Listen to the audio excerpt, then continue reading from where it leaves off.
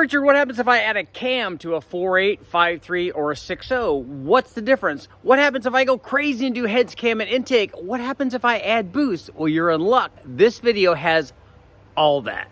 Today, we're going to talk about performance combinations for the 4.8, the 5.3, and the 6.0. We'll talk about naturally aspirated combinations, and then we'll also talk about some boosted combinations. And then we'll talk about really why the differences or why there are differences for each one of those combos. And there are different reasons behind each. And so we'll start out with the NA stuff on the 4.8 liter, which is the smallest of the factory offerings, 4.8, 5.3, and 6.0. They have 6.2s and 7.0s, and then you could do any sort of stroker or larger displacement variants of those, and all of that still works. But on the 4.8, what I normally recommend on 4.8 stuff for naturally aspirated deals, the first thing we always ask is, what is the desired power level? How much power do you want to make? And then what other kind of sacrifices do you want to make? It's got a 4.8, it's smaller, it's going to have less torque. So do you mind putting some sort of converter in it? What kind of idle quality do you want? What kind of RPM range are you looking for? And then what kind of power do you want? And that will help us dictate what kind of power combination you want. So you can take a 4.8 that's stock the way that we get it. We can run it on the dyno.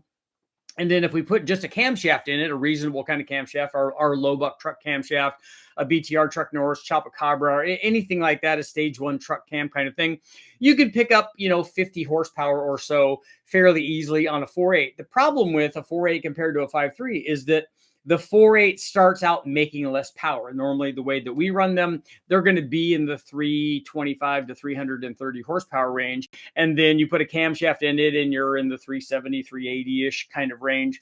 At the flywheel, it is possible to make more than 400 with a cam. It just takes a bigger camshaft. And then that's going to, especially it being a 4.8, that's going to push power higher in the RPM range. If that's what you want, that's the way to go. More camshaft. And then if you bring the converter up to match that, then it still works fairly well.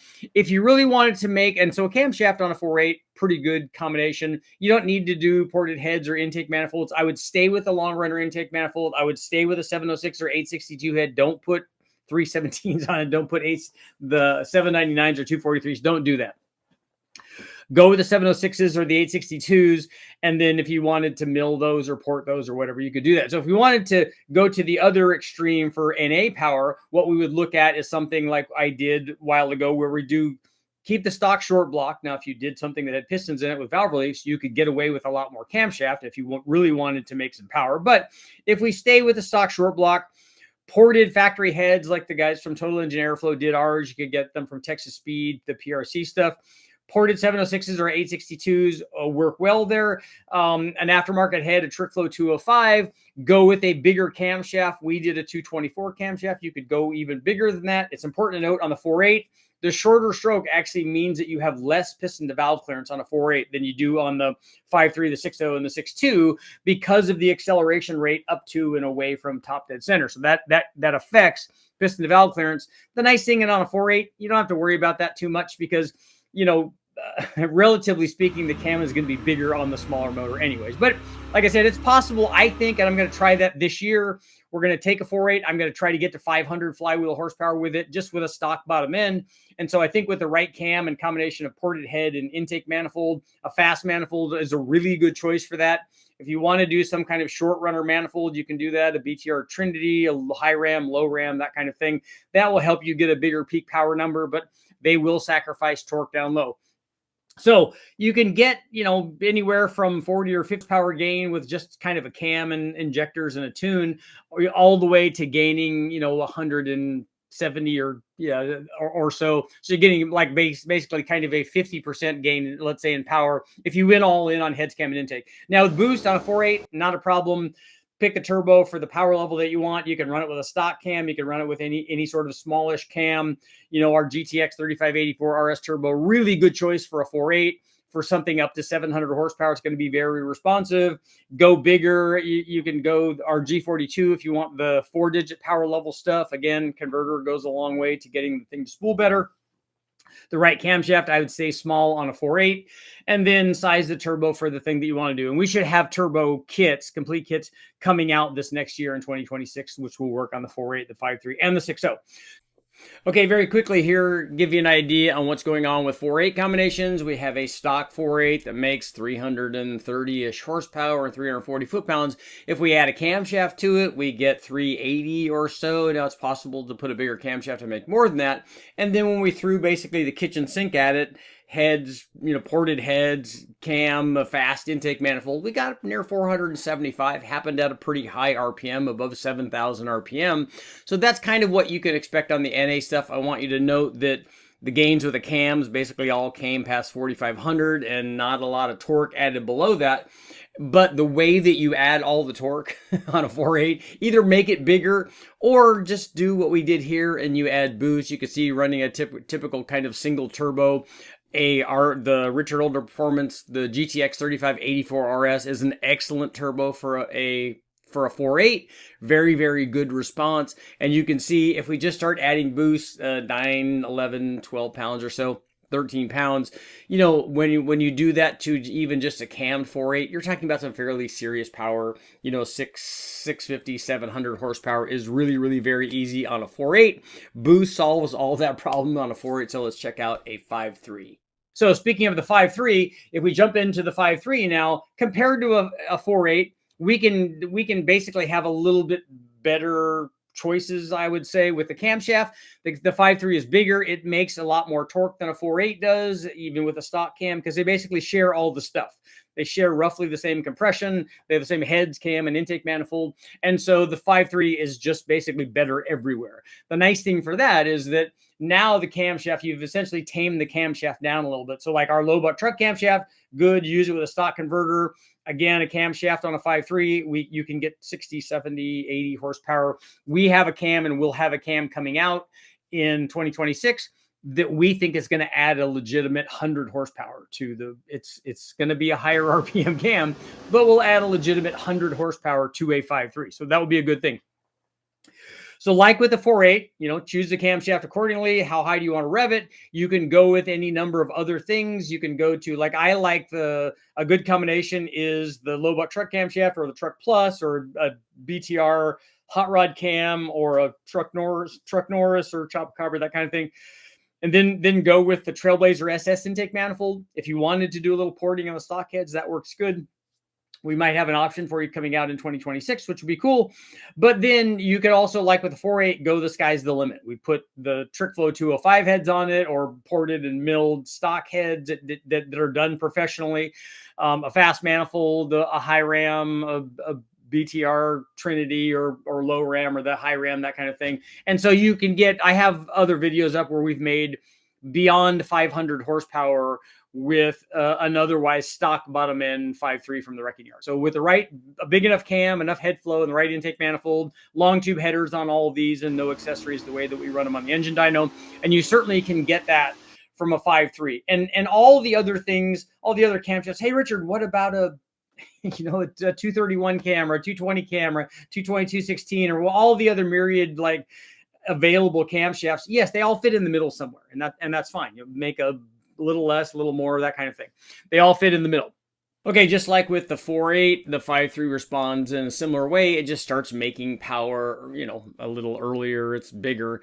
But you're looking at something in near 350 horsepower, typically from a 5.3 from the wrecking yard with long tube headers and no accessories on it. And then we put a camshaft on it, a Truck Norris, a Chopacabra, our low buck truck camshaft. You could go even bigger than that. But you're looking at, it's going to make over 400 horsepower, somewhere between 400 and 425 horsepower from just the cam upgrade. Pretty good gain. And then like with what we did with the 4.8, if you go kind of all out, you can make over 500 horsepower with a stock bottom end 5.3, particularly if you start with the L33 like we did here. It has a flat top piston, but fully ported heads. We used some TrickFlow ASCAS 220s that were ported, a much bigger camshaft. In this case, we used a BTR red hot camshaft and a fast LSXR intake manifold, big throttle body, 1.7" headers. You can push this thing with the right combination of heads, cam, and intake manifold over 500 horsepower, naturally aspirated. Let's check out some boost. So again, with the turbo, a GTX 3584 RS, the G35 also good. You can run twins on it, run the smaller 3070 the G30 770 cams. Those work really well. For higher horsepower level stuff, if you're just doing, 600-700 horsepower with a single GTX 3584, the way to go. You want to do more than 1,000, the G42, we've driven around with a Tahoe on that and it works really well. If you wanted to do twins, we have the symmetrical, the mirror image turbos for those in a variety of different sizes to meet your needs, from, like, let's say 1,000 horsepower all the way up to going to 2,000 horsepower or more if you wanted to do that. So we'll have that stuff. So with a 5.3, that's not going to be a problem. Again, you choose the camshaft, not because it's a turbo cam or whatever. And again, on a 5.3, I would not pick a twin turbo or a stage 2 or that kind of thing. In my opinion, those are just too big for the average street guy that's driving around, even a guy that's taking it to the track. I would pick a camshaft that helps you get response rate. And then if you do want to go with these bigger cams and a short runner intake manifold for some reason, you want to rev the motor out, that's fine. Know that you're going to have to come up with something, more than the stock stall converter for that. So you're going to go from a 2,000 stall to a 2,500, 2,800, 3,000 or so to work with some of these bigger camshafts. Okay, here's a great thing about running boost on a 4.8, 5.3, or a 6.0. This is a typical 5.3. This has a low buck truck camshaft in it, Furniture Low Performance, a Truck Norris or Chupacabra. Lots of the different cams, Cam Motion, all these guys can get you a cam that's going to make over 400 horsepower flywheel NA. And then we just started adding boost. We added a single turbo setup with our G42 turbo. We only ran it up to 15 pounds, but it was 920 horsepower. And as you can see, really easy to get over 600 and then over 700, 750 and then 900. And had we kept going to 20 plus pounds, this turbo would support 1,200 horsepower or thereabouts. So pretty easy to get lots and lots of power with boost. Just have a, any kind of cam 5.3 and then the right turbo and start adding boost. The 6.0 makes all that easier compared to the 4.8 and the 5.3 because, again, it being bigger, it just adds a bunch of low-speed torque. So it tames the camshafts down. And a 400 horsepower 6-liter is just a cam, a very small cam 6-liter. It's pretty easy to get there. And 450 is any sort of reasonable cam with a Trailblazer SS intake manifold. And then 500 is something that has something other than, that kind of setup.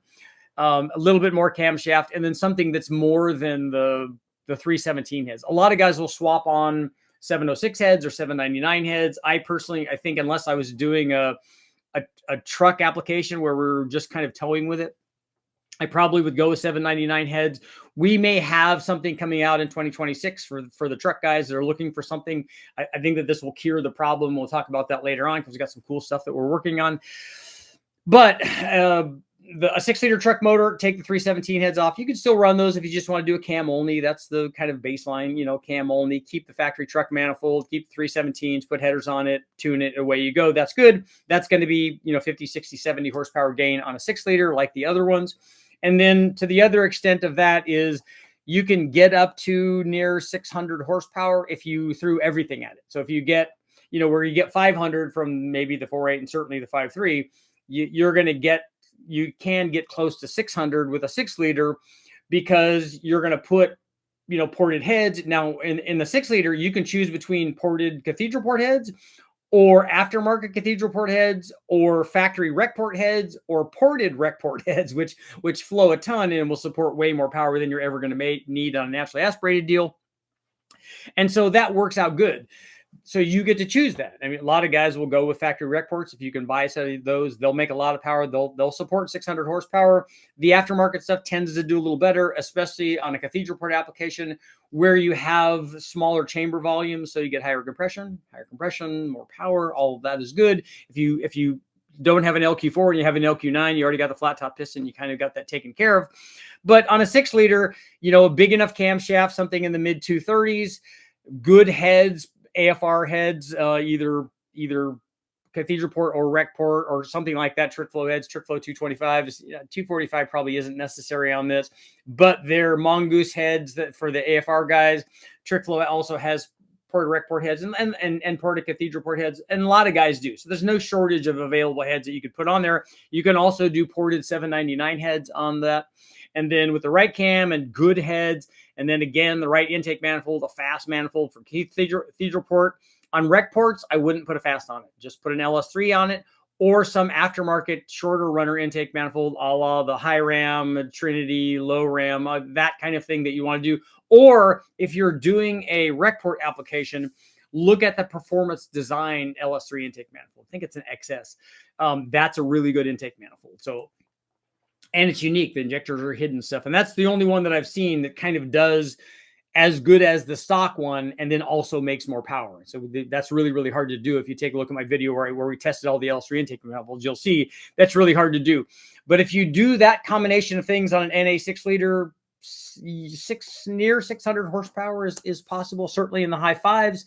Okay, 6-liter stuff, a little different than the 4.8 and 5.3. There could be a big variation in whatever the stock amount of power is on a 6-liter, because we had early LQ4s where the way that we run them on the engine dyno, they're going to make less than 400 horsepower. They might be 370 or so, because they have low compression. They had a very, very mild cam. They had the early truck intake manifold. And then you also have 6-liters that are going to make a lot more than that. You're going to have rec port headed factory 6-liters, or even the LS2 6-liter that's going to make 450 or 460 or something like that. So they're going to do much, much better. So depending on where you start, but if we look at a typical kind of 400 horsepower 6-liter, a stock one, and then we add a camshaft to it, pretty easy to get 50, 60 horsepower from just a camshaft. Put the Truck Plus, put a BTR hot rod camshaft in it, that kind of thing.